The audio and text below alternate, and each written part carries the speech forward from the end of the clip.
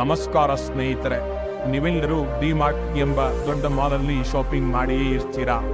ಎಲ್ಲ ಅಂಗಡಿ ಅಥವಾ ಮಾಲ್ಗಳಿಗೆ ಹೋಲಿಸಿದರೆ ಡಿಮಾರ್ಟ್ ಅಲ್ಲಿ ಸಿಗುವ ವಸ್ತುಗಳ ಬೆಲೆ ತುಂಬಾ ಕಡಿಮೆ ಇರುತ್ತದೆ. ಯಾವತ್ತಾದರೂ ಯೋಚನೆ ಮಾಡಿದ್ದೀರಾ ಡಿಮಾರ್ಟ್ ಕಂಪನಿಯ ಓನರ್ ಯಾರು ಎಂದು?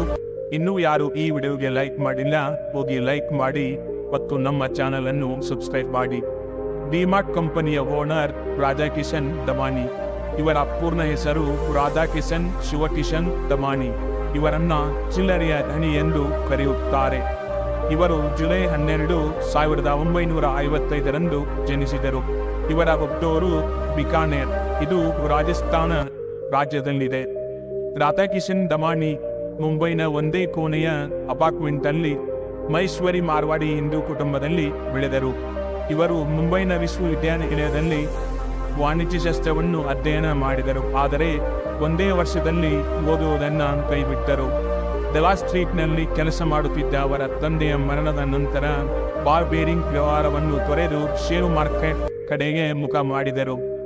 1990ರ ದಶಕದಲ್ಲಿ ಹರ್ಷೇತ್ ಮೆಹ್ತಾರಿಂದ ಕೃತಕವಾಗಿ ಒಪ್ಪಿಸಿದ ಅಲ್ಪ ಮಾರಾಟದ ಷೇರುಗಳಿಂದ ಅವರು ದೊಡ್ಡ ಲಾಭವನ್ನು ಗಳಿಸಿದರು. ಇವರು 1995ರಲ್ಲಿ HDFC ಬ್ಯಾಂಕ್ನ ಅತಿ ದೊಡ್ಡ ವೈಯಕ್ತಿಕ ಷೇರುದಾರರಾಗಿದ್ದರು. ರಾಧಾಕಿಶನ್ ದಮಾನಿಯವರು 2000ರಲ್ಲಿ ತಮ್ಮ ಸ್ವಂತ ಹೈಪರ್ ಮಾರ್ಕೆಟ್ ಸರಪಳಿಯನ್ನು ಪ್ರಾರಂಭಿಸಲು ಸ್ಟಾಕ್ ಮಾರ್ಕೆಟ್ ಅನ್ನು ತೊರೆದರು. ಡಿಮಾರ್ಟ್ 2002ರಲ್ಲಿ ಕೋವೈನ್ ಎಂಬಲ್ಲಿ ಮೊದಲ ಮಳಿಗೆಯನ್ನು ಸ್ಥಾಪಿಸಿತು. ಈ ಸರಪಳಿಯು 2010ರಲ್ಲಿ 25 ಮಳಿಗೆಗಳನ್ನು ಹೊಂದಿತ್ತು. ನಂತರ ಕಂಪನಿಯು ವೇಗವಾಗಿ ಬೆಳೆಯತೊಡಗಿತು ಮತ್ತು 2017ರಲ್ಲಿ ಸಾರ್ವಜನಿಕವಾಗಿ ಭಾರತದಾದ್ಯಂತ ಹರಡಿತ್ತು. 2020ರಲ್ಲಿ ರಾಧಾಕಿಶನ್ ದಮಾನಿಯವರು $16.5 ಬಿಲಿಯನ್ ನಿವ್ವಳ ಮೌಲ್ಯದೊಂದಿಗೆ 4ನೇ ಶ್ರೀಮಂತ ಭಾರತೀಯರಾಗಿದ್ದರು.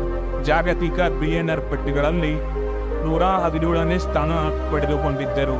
ನೋಡಿದ್ರಲ್ಲ ಸ್ನೇಹಿತರೆ, ಮಧ್ಯಮ ವರ್ಗದ ಹುಡುಗ ಒಂದೊಂದು ದಿನ ಬಿಲಿಯನ್ಗಳ ಪಟ್ಟಿ ಸೇರುತ್ತಾನೆ ಎಂದರೆ ಅದು ಸುಲಭವಲ್ಲ. ಇದಕ್ಕೆ ಅವರ ಕಠಿಣ ಶ್ರಮ ಮತ್ತು ಸತತ ಪ್ರಯತ್ನ ತುಂಬಾ ಪಾತ್ರ ವಹಿಸುತ್ತದೆ. ನಮ್ಮ ವಿಡಿಯೋ ಇಷ್ಟವಾದರೆ ಒಂದು ಲೈಕ್ ಕೊಟ್ಟು ನಮ್ಮ ಚಾನೆಲ್ ಅನ್ನು ಸಬ್ಸ್ಕ್ರೈಬ್ ಮಾಡಿ. ಧನ್ಯವಾದಗಳು ಸ್ನೇಹಿತರೆ. ಜೈ ಹಿಂದ್, ಜೈ ಕರ್ನಾಟಕ ಮಾತೆ.